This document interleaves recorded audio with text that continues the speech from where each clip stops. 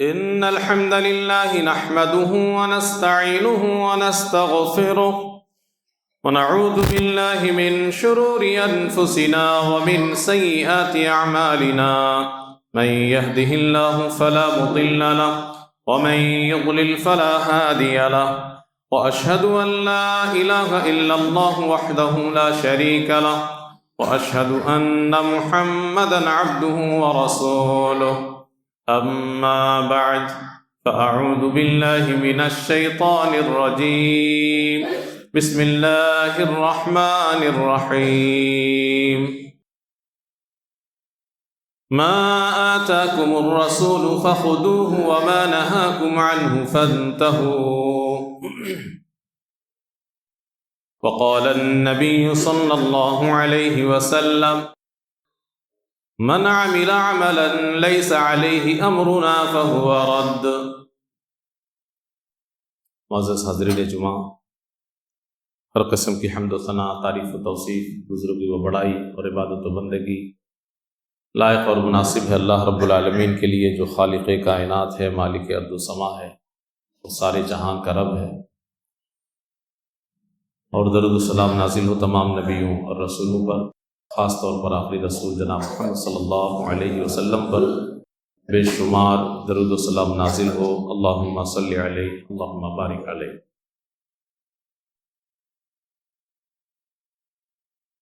شیطان انسان کا کھلا ہوا دشمن ہے، اور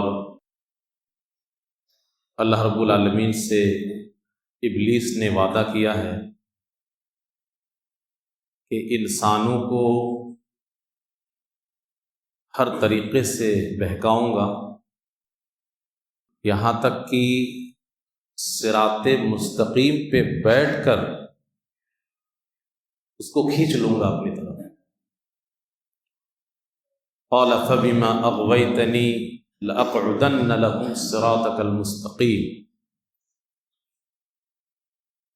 اے اللہ، اس آدم کی وجہ سے میں تیری رحمت سے دور ہوا، لہٰذا اس آدم اور اس کی نسل کو میں نہیں چھوڑوں گا، میں تیری سیدھی راہ پہ، صراط مستقیم پہ بیٹھ جاؤں گا، اور اس کے بعد کیا کروں گا؟ ثم لآتینہم من بین ایدیہم ومن خلفہم وعن ایمانہم وعن شمائلہم، چوطرفہ حملہ کروں گا، آگے سے، پیچھے سے، دائیں سے، ہر طرف سے اس کے پاس آؤں گا، پوری محنت کر ڈالوں گا، اور اس کو اپنے اس محنت کے نتیجے کے سلسلے میں اتنا یقین تھا، اس نے کہا کہ وَلَا تَجِدُ أَكْثَرَهُمْ شَاكِرِينَ، کہ میرا حملہ اتنا خطرناک ہوگا، اتنا سخت ہوگا، میرا جال جو بچھایا ہوا ہوگا اس کے لیے اتنا خطرناک ہوگا آدم اور اس کی نسل کے لیے، یا برے اعمال کو میں اتنا خوبصورت بنا کر کے پیش کر دوں گا کہ اس میں تو اس کو گرنا ہی گرنا ہے۔ بہت کم لوگ بچ پائیں گے جو میرے پھیلائے ہوئے جال میں نہیں پھنسیں گے، میرے وار اور میرے حملے سے بچ پائیں گے۔ وَلَا تَجِدُ أَكْثَرَهُمْ شَاكِرِينَ، اے اللہ تو اکثر لوگوں کو شکر گزار نہیں پائے گا، یعنی وہ تیری بات چھوڑ کر کے میری بات ماننے لگے۔ اسی لیے اللہ رب العالمین نے کہا ہے کہ انسانوں، شیطان تمہارا دشمن ہے، تم بھی اس کو دشمن سمجھو۔ ان الشیطان لکم عدو فاتخذوہ عدوا، شیطان تمہارا دشمن ہے، تمہیں جہنم تک لے جانا چاہتا ہے، جب تک تم اس کو اپنا دشمن سمجھ کر کے اس کے خلاف لڑائی نہیں لڑو گے ہمیشہ، تو اس شیطان سے اپنے آپ کو بچا نہیں پاؤ گے۔ لہٰذا تم لوگ اس شیطان کو اپنا دشمن بنا لو۔ دنیا میں جس کو آپ دشمن سمجھتے ہیں اپنا، جس سے آپ نفرت کرتے ہیں، موقع ملے تو آپ کوئی بھی موقع ہاتھ سے نہیں جانے دیتے۔ ایسے ہی شیطان کو بھی سب سے خطرناک دشمن اپنا مان لیجئے، سمجھ لیجئے، بنا لیجئے، ورنہ اس کی چال سے اور اس کے جال سے ہم اور آپ بچ نہیں پائیں گے۔ یہ جو بات کہی گئی ہے کہ صراط مستقیم پہ بیٹھ جاؤں گا، یہ کتنی خطرناک بات ہے آپ کو معلوم ہے؟ شیطان کسی بری چیز کو برا کہہ کر کے آپ کو اس میں نہیں پھنسے گا کہ یہ کام برا ہے اس کو کرو۔ شیطان آپ کو برے کام کو برا کہہ کر کے اس میں نہیں پھنسے گا، اس میں تو آپ چوکنا ہو جائیں گے کہ یہ برا کام ہے، یہ گناہ کا کام ہے، یہ غلط کام ہے، میں نہیں کر سکتا۔ لیکن شیطان وہ کام جو آپ کو بتائے گا اس کو دین کی شکل میں دے گا، آپ کو اسلام کی شکل میں دے گا، آپ کو آپ کے دماغ میں یہی ڈالے گا کہ یہ ہم دین کی بات کر رہے ہیں، اس میں بڑا ثواب ہے، اس سے اللہ بڑا خوش ہوگا، یہ اللہ کے رسول کا راستہ ہے، صراط مستقیم بول رہا ہے نا وہ، لَأَقْعُدَنَّ لَهُمْ صِرَاطَكَ الْمُسْتَقِيمَ، کہ انسانوں کے لیے میں صراط مستقیم پہ بیٹھ جاؤں گا، یعنی انسانوں کو کس طریقے سے اپنی جال میں پھنساؤں گا؟ غلط چیز کو صحیح بول کر کے، تبھی تو آدمی اس میں پھنسے گا۔ لہٰذا ہمیں اور آپ کو بہت چوکنا ہونے کی ضرورت ہے کہ کوئی بھی آدمی اسلام کہہ کر کے، دین کہہ کر کے، اللہ اس کا رسول کا حوالہ دے کر کے، عربی عبارت پڑھ کر کے ہم کو آپ کو کہے کہ اس میں عمل کرنا شروع کر دو، نہیں، شیطان تو یہی کرنا چاہ رہا ہے۔ ہماری آپ کی ذمہ داری ہے کہ اچھی طرح ٹٹول لیں، پرکھ لیں، تحقیق کر لیں، جان لیں، جڑ تک پہنچ جائیں۔ واقعی یہ اللہ کا کلام ہے، یہ رسول اللہ صلی اللہ علیہ وسلم کا فرمان ہے، یہ دین ہے، شریعت ہے، اسلام ہے، کہ اس کے نام پہ دھوکہ ہے۔ یہ شعبان کا مہینہ چل رہا ہے، ہمارے بہت سارے بھائی، ان کے جذبات بڑے بلند ہیں، ان کی نیت بڑی اچھی ہے، لیکن شیطان کے اسی پھیلائے ہوئے جال میں پھنس گئے ہیں۔ اس مہینے میں کچھ ایسا کام کرتے ہیں، کچھ ایسی باتیں دین سمجھ کے مانتے ہیں جو ابلیس دین کے نام پہ دھوکہ دے کر کے پیش کر رہا ہے۔ وہ دین نہیں ہے، وہ اسلام نہیں ہے، وہ شریعت نہیں ہے، وہ اللہ اور اس کے رسول کا فرمان نہیں ہے، لیکن عربی عبارت سے ہم اور آپ دھوکہ کھا لیتے ہیں۔ قال رسول اللہ کہہ کر کے کوئی جھوٹ بول رہا، ہم اس میں دھوکہ کھا لیتے ہیں، وغیرہ وغیرہ۔ ابلیس نے بڑی محنت کی ہے اس کے لیے، اتنی محنت کر ڈالی ہے ابلیس نے کہ ایک آدمی کو یہ سمجھانا کہ بھائی یہ غلط مال ہے، صحیح مال نہیں ہے، یہ بھی مشکل ہو جا رہا ہے۔ وہ سمجھ ہی نہیں پا رہا، سمجھنے کے لیے تیار تک نہیں ہے کہ نہیں آپ غلط بول رہے ہیں، قرآن میں تو یہ ہے، حدیث میں تو یہ ہے۔ وہ قرآن حدیث کا نام لے رہا ہے، اللہ کے رسول نے تو یہ کہا ہے، اب اس کو کیا سمجھائیے گا؟ تو اس کو بس یہی سمجھائیے کہ شیطان یہ نہیں کہے گا کہ بھیا یہ شرک ہے کرو، یہ گناہ ہے کرو، یہ غلط ہے کرو، بلکہ وہ یہی کہے گا کہ یہ اللہ کا فرمان ہے، یہ رسول کا فرمان ہے، یہ نیک لوگوں کا کام ہے، یہ دین اور شریعت ہے، یہی کہہ کر کے تو بہکائے گا وہ۔ یہ شعبان کا مہینہ چل رہا ہے۔ شعبان، اس مہینے کو شعبان کیوں کہتے ہیں؟ شعبان کا مطلب ہوتا ہے منتشر ہو جانا، پھیل جانا، بکھر جانا۔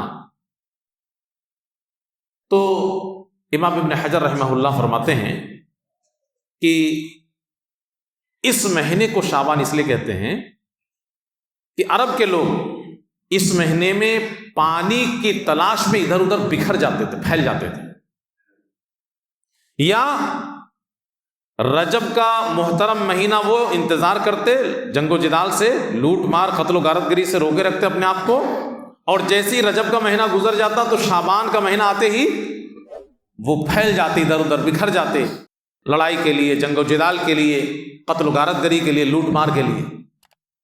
اس کو شعبان کہتے ہیں. اس مہینے کے سلسلے میں قرآن اور صحیح حدیث میں کیا بات ہے کہ جس کو ہمیں ماننا چاہیے، اور اگر کوئی عمل ثابت ہے تو اس کو کرنا چاہیے، اور ہمارے اور آپ کے بیچ میں جس کو شیطان نے، ابلیس نے صراط مستقیم پہ بیٹھ کر دین کے نام پہ پھیلا دیا ہے، جس کے بہت سارے ہمارے بھائی شکار ہو گئے ہیں، وہ کیا ہے؟ تھوڑا سا جس کو سمجھنے کی کوشش کریں گے. رمضان المبارک سے پہلے یہ مہینہ آتا ہے، اور اس مہینے کے تعلق سے نبی کریم صلی اللہ علیہ وسلم کا ایک عمل ثابت ہے. وہ عمل کیا ہے؟ روزہ رکھنا. نبی کریم صلی اللہ علیہ وسلم اس مہینے میں بکثرت روزہ رکھتے تھے. چنانچہ آپ صلی اللہ علیہ وسلم کے بارے میں حدیث میں موجود ہے صحیح سند کے ساتھ کہ لم یکن النبی صلی اللہ علیہ وسلم یصوم الشہر اکثر من شعبان، کہ کوئی مہینہ ایسا نہیں تھا جس میں شعبان کے مقابلے میں آپ رمضان کو چھوڑ کر کے زیادہ روزہ رکھتے تھے. یعنی رمضان کا مہینہ تو پورا روزہ رکھنا ہے، باقی 11 مہینے میں شعبان کا مہینہ ایسا ہے جس میں آپ سب سے زیادہ روزہ رکھتے تھے. اتنا زیادہ روزہ رکھتے تھے کہ حدیث میں الفاظ اس طریقے سے استعمال کیا گیا فَإِنَّهُ كَانَ يَصُومُ شَعْبَانَ كُلَّهُ، پورا شعبان روزہ رکھتے تھے. جبکہ ایسا نہیں تھا کہ پورا شعبان آپ روزہ رکھتے تھے، زیادہ رکھتے تھے تو ایسا لگتا تھا لگاتار روزہ پہ روزہ رکھتے چلے جا رہے. حضرت عائشہ رضی اللہ عنہ فرماتی ہیں کہ اللہ کے نبی صلی اللہ علیہ وسلم روزہ رکھنے لگتے تھے، حتی نقول، یہاں تک کہ ہمیں کہنا پڑتا تھا کہ آپ روزہ ہی رکھ رہے ہیں، کوئی دن چھوڑ نہیں رہے ہیں. اور جب چھوڑنے لگتے تھے تو ہمیں کہنا پڑتا تھا کہ آپ روزہ رکھنا شروع ہی نہیں کر رہے ہیں، لگتا ہے کہ افطاری کر رہے ہیں.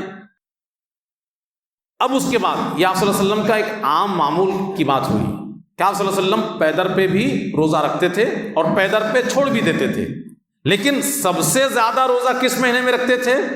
حضرت عائشہ رضی اللہ عنہ فرماتی ہیں کہ وَلَمْ أَرَهُ صَائِمًا مِنْ شَهْرٍ قَطُّ، کسی بھی مہینے میں آپ صلی اللہ علیہ وسلم کو روزے کی حالت میں نے نہیں دیکھا سب سے زیادہ جس میں روزہ رکھتے ہوں اکثر من صیامہ من شعبان، شعبان کے مہینے کے مقابلے میں.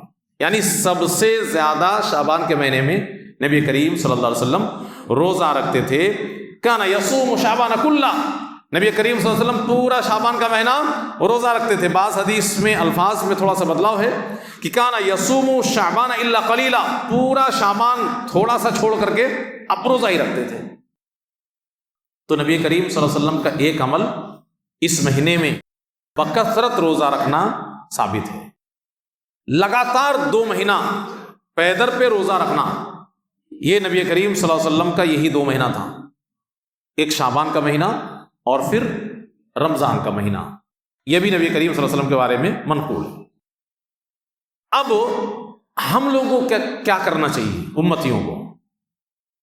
آپ صلی اللہ علیہ وسلم ایک حدیث میں کہتے ہیں کہ اذا بقی نصف من شعبان فلا تصوموا، جب شعبان کا مہینہ آدھا بچ جائے تو تم لوگ روزہ مت رکھنا.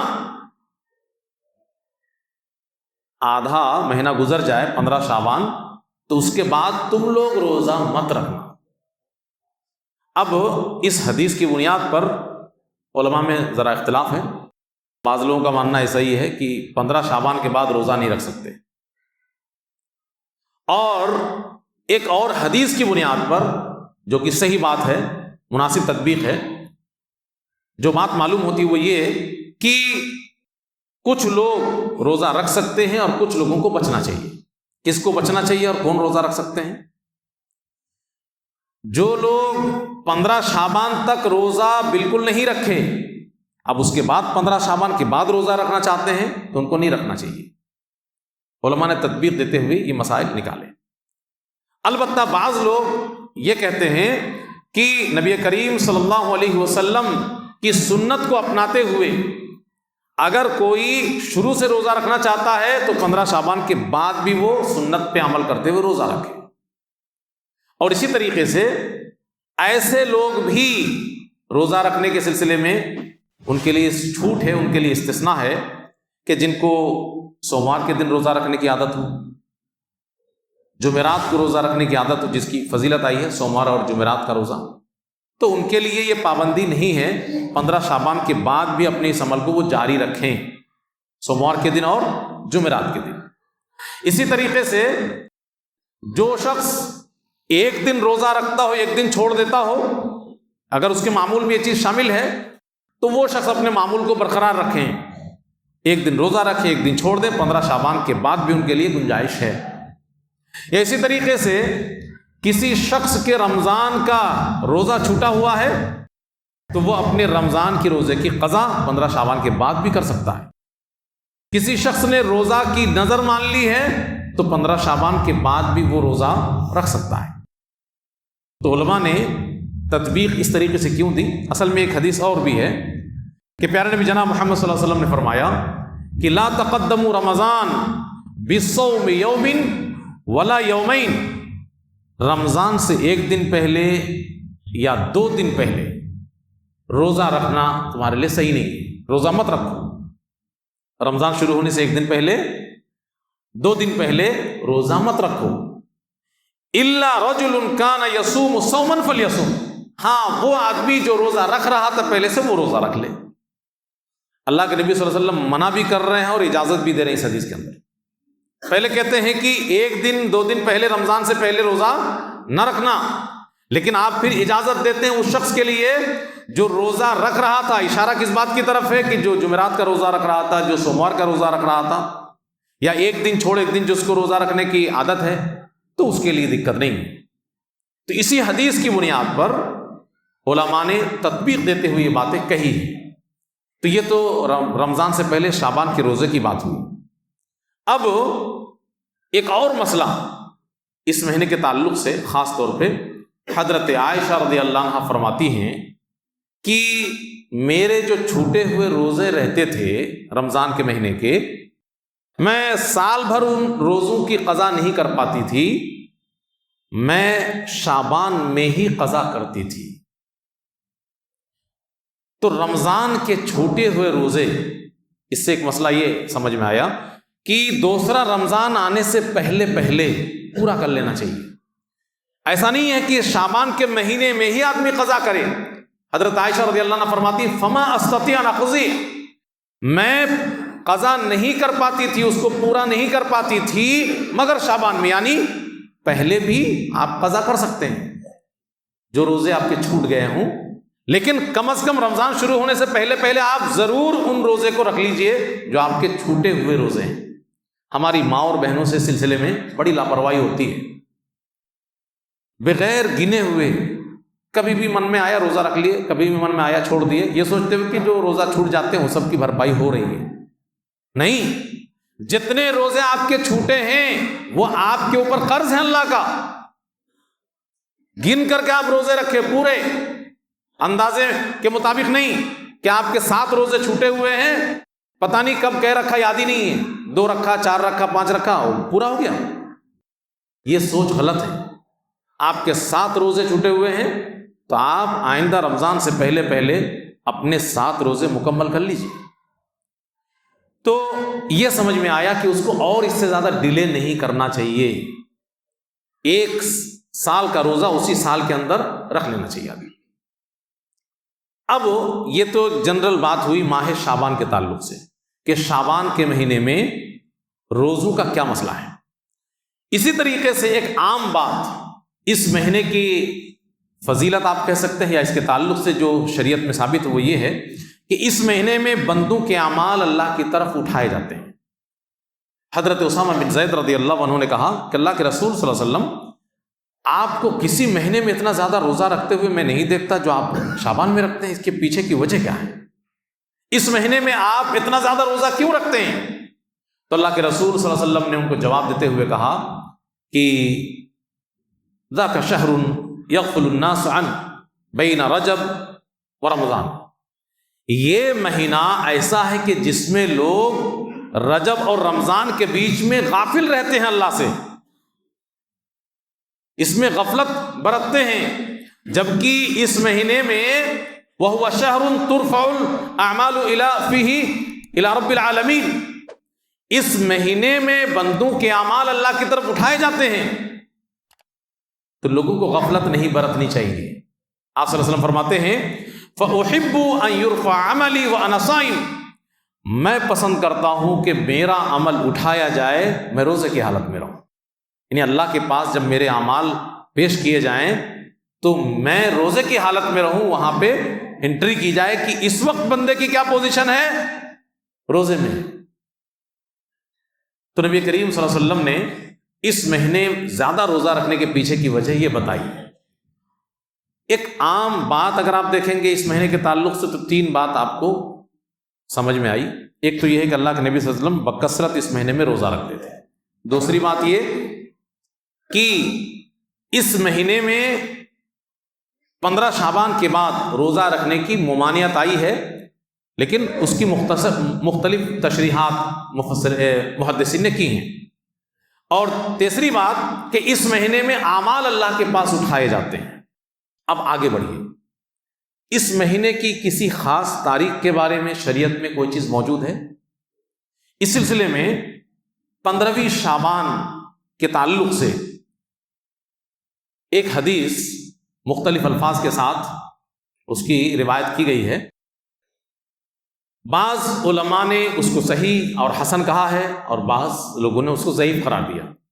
اس حدیث کے اندر کیا بات کہی گئی ہے اس کو پہلے آپ سن لیجئے کہ پیارے نبی جناب محمد صلی اللہ علیہ وسلم فرماتے ہیں کہ ان اللہ لا یطلع فی لیلۃ النصف من شعبان فیغفر لجمیع خلقہ الا لمشرک او مشاہد، کہ شعبان کی 15ویں رات کو اللہ رب العالمین تمام مخلوقات کو بخش دیتا ہے، متوجہ ہوتا ہے اپنے بندوں پہ اور تمام مخلوقات کو بخش دیتا ہے سوائے 2 قسم کے لوگوں کے۔ ایک تو مشرک کو نہیں بخشتا اور دوسرا کینہ کپٹ رکھنے والے کو نہیں بخشتا۔ یہ حدیث بعض علماء نے محدثین نے اس کو صحیح اور حسن کہا اور بہت سارے محدثین نے اس کو ضعیف بھی قرار دیا ہے۔ اور اسی کے ہم معنی ایک روایت اور بھی ہے کہ اللہ کے نبی صلی اللہ علیہ وسلم نے کہا کہ اللہ رب العالمین مومنوں کو بخش دیتا ہے، فَيَغْفِرُ لِلْمُؤْمِنِينَ، الفاظ تھوڑا سا بدلے ہیں، وَيُمْهِلُ الْكَافِرِينَ، اور کافروں کو ڈھیل دے دیتا ہے، وَيَدْعُ أَهْلَ الْحِقْدِ بِحِقْدِهِمْ حَتَّى يَدْعُوا، اور کینہ کپٹ والوں کو اللہ چھوڑے رہتا ہے جب تک کہ وہ کینہ کپٹ کو ختم نہیں کرتے۔ اسی مفہوم کی یہ حدیث ہوئی۔ اس سلسلے میں بہت سارے لوگ اس حدیث کو اگر اس کو صحیح اور حسن کے درجے میں مان لیا جائے جیسا کہ بعض علماء مانتے ہیں، تب بھی اس کا جو صحیح مفہوم ہے اس کو نہیں سمجھ پاتے، بلکہ اس کا غلط مطلب نکال لیتے ہیں۔ مطلب کیا نکال لیتے ہیں؟ یہ مطلب نکال لیتے ہیں کہ 15ویں شعبان کی رات کو بہت سارا کام انجام دینا چاہیے، رات میں قیام کرنا چاہیے، دن میں روزہ رکھنا چاہیے، اچھا کھانا پکانا چاہیے وغیرہ وغیرہ، اس کو اہمیت اس طریقے سے دیتے ہیں، جبکہ یہاں پہ صرف ایک خبر دی جا رہی ہے۔ اگر اس حدیث کو صحیح اور حسن مان لیا جائے تب جا کر اس کا جو صحیح مفہوم ہے وہ کیا ہے؟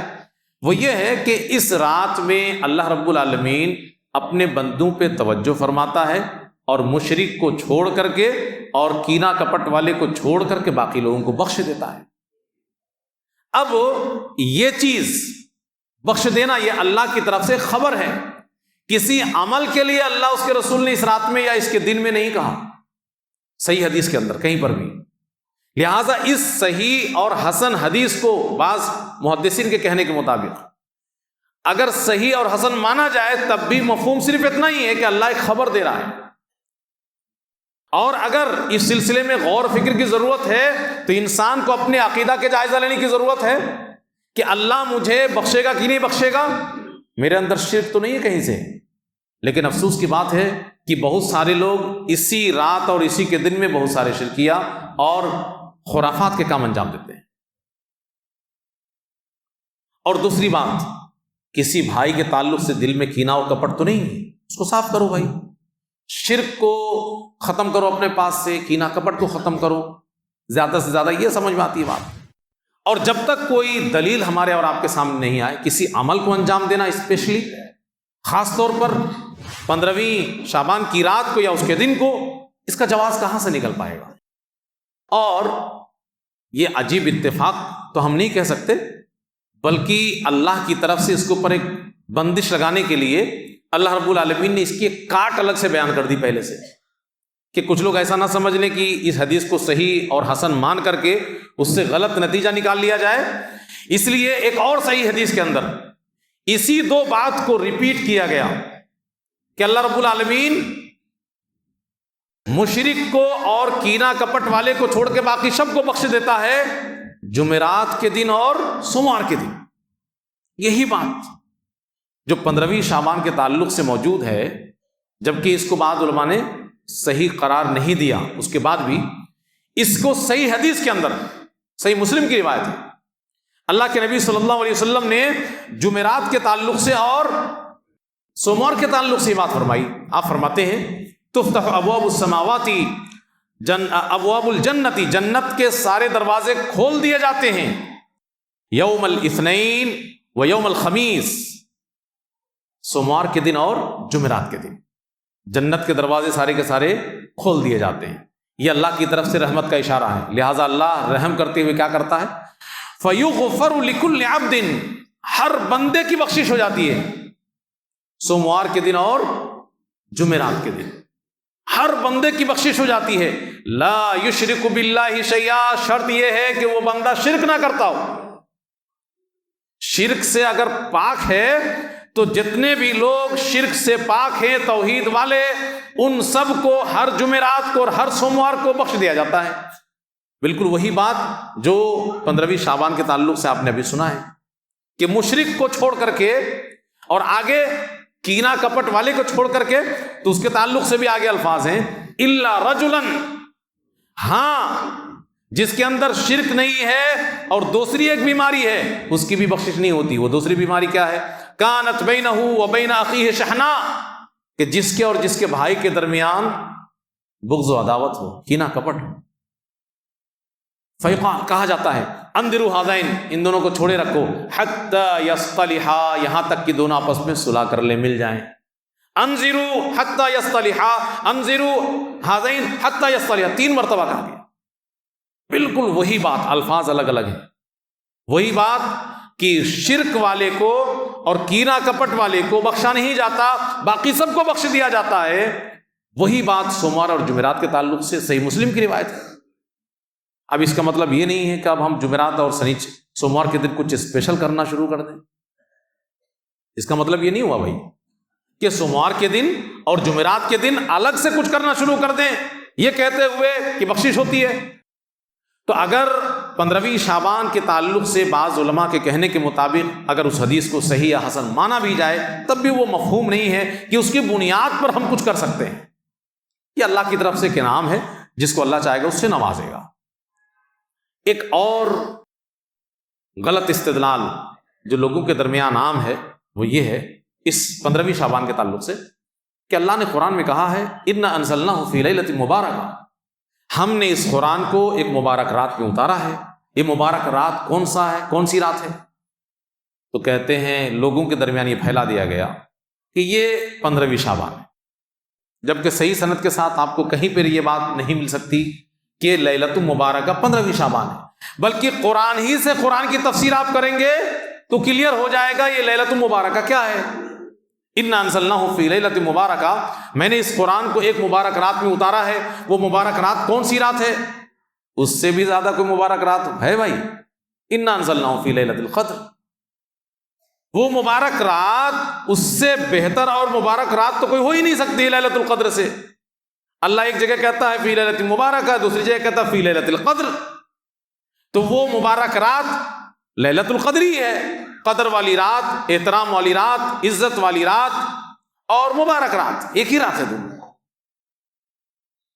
اس شعبان میں وہ لیلۃ القدر آ گیا کہیں سے، اس کو بھی قرآن نے دور کر دیا ہے کہ کہیں لوگ کھینچ تان کر کے شعبان میں لے کے نہ چلے آئیں۔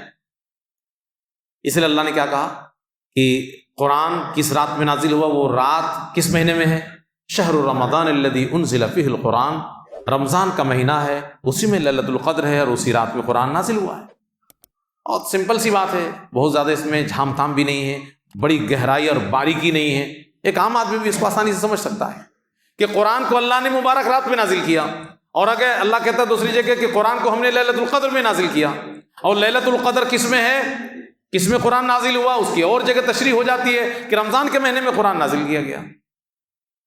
تو اس سے کلیئر ہو جاتا ہے کہ یہ بات شب برات کے ساتھ یا 15ویں شعبان کے ساتھ جوڑنا غلط ہے، یہ قرآن کی صحیح تفسیر نہیں ہے۔ قبرستان کی زیارت اسلام میں جائز ہے۔ قبرستان کی زیارت، اللہ کے نبی صلی اللہ علیہ وسلم نے فرمایا کہ کنت نہیتکم عن زیارت القبور فزوروها، میں نے تمہیں قبروں کی زیارت سے روک دیا تھا لیکن زیارت کرو۔ آپ صلی اللہ علیہ وسلم نے اجازت دی۔ فإنها تذکر الآخرہ، قبروں کی زیارت سے آخرت کی یاد آتی ہے، تو قبرستان کی زیارت جائز ہے، لیکن اس کے لیے کوئی ٹائم فکس کر لینا، یہ صحیح نہیں ہے۔ آپ صلی اللہ علیہ وسلم نے قبرستان کی زیارت کے لیے ٹائم فکس نہیں کیا ہے۔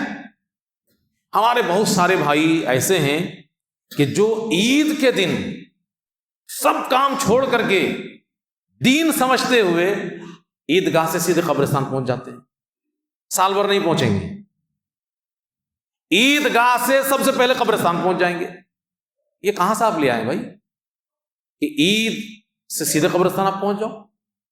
ہاں، عید کے دن بھی آپ جا سکتے ہیں، لیکن آپ کے دماغ میں اگر یہ بات سوار ہے کہ عید کے دن ہے تو آج جا کر کے یاد کر لیں مرحومین کو، یہ سوچ غلط ہے۔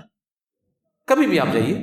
اسی طریقے سے 15ویں شعبان کے ساتھ قبرستان کی زیارت کو جوڑ لینا یہ بھی صحیح نہیں ہے، کسی بھی صحیح حدیث کے اندر یہ چیز آپ کو ملے گی نہیں۔ جتنی بھی ساری باتیں اس سلسلے میں آئیں گی وہ سب گڑبڑ آپ کو نظر آئیں گی۔ ہم پھر وہی کہہ رہے ہیں کہ ابلیس نے کیا کہا تھا، صراط مستقیم پہ بیٹھ کے ان کو اپنے جال میں پھنساؤں گا، اور ابلیس یہی سب صراط مستقیم کے حوالے سے ہم آپ کو پھنسا رہا ہے، قرآن اور حدیث کے حوالے سے۔ چوکنا ہو جائیے، آنکھیں کھول لیجئے، گہرائی تک جانے کی کوشش کیجئے کہ یہ اسلام ہے بھی کہ نہیں ہے۔ جتنے بھی اس سلسلے میں باتیں آپ کو ملیں گی حدیث کے حوالے سے، اللہ کے رسول کے حوالے سے، سب گڑبڑ ہیں۔ بڑی لمبی تاریخ ہے کہ کیسے گڑبڑ کر دیا گیا ہے، لہٰذا ہمیں آنکھ کھولنے کی ضرورت ہے۔ ہاں، قبرستان کی زیارت کے تعلق سے ایک عام حدیث ہے جس میں کوئی رات اور کوئی وقت کی بات اسپیشلی نہیں کہے گی، تاریخ اور دن۔ اللہ کے نبی صلی اللہ علیہ وسلم بقیع الغرقد تشریف لے گئے تھے، حضرت عائشہ رضی اللہ عنہ نے بیان کیا اس کو، حضرت عائشہ رضی اللہ عنہ نے پیچھا کیا تھا۔ صحیح مسلم کی صحیح روایت ہے، لیکن اس میں کہیں سے بھی 15ویں شعبان کا ذکر نہیں ہے، ایک رات کی بات ہے، ایک رات۔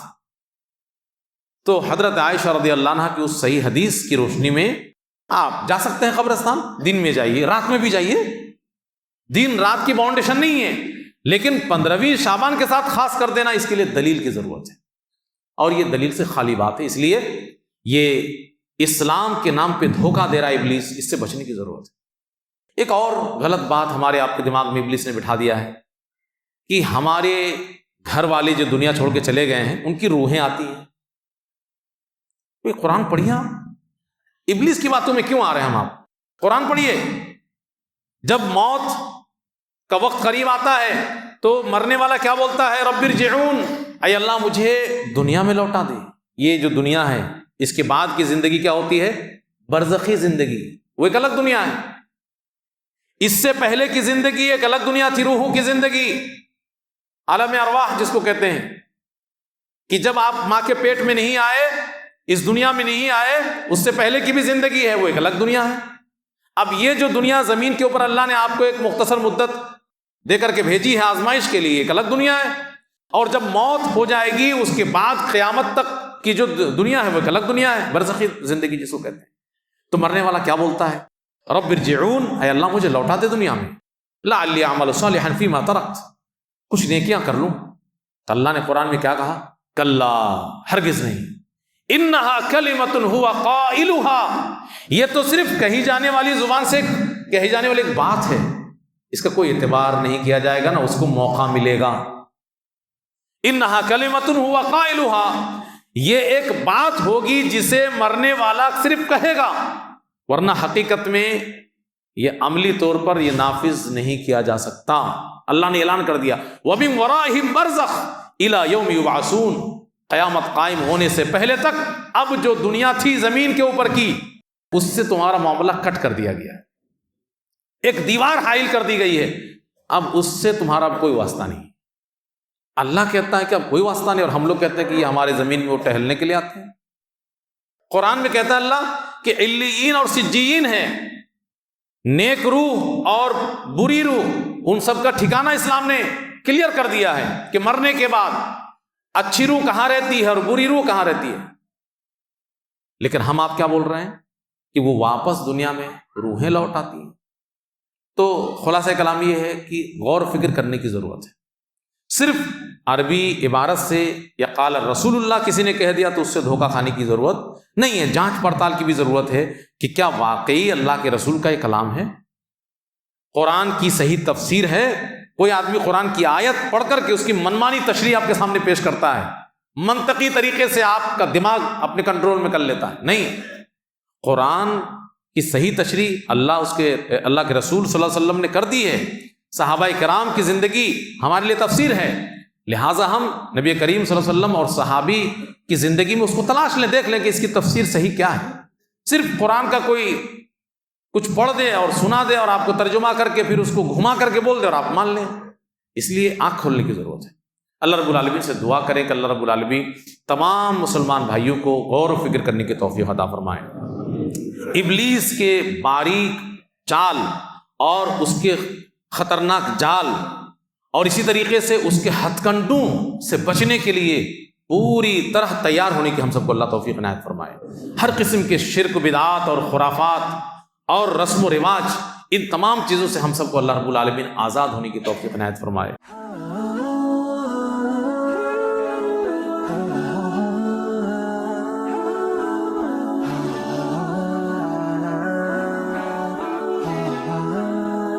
Mm-hmm.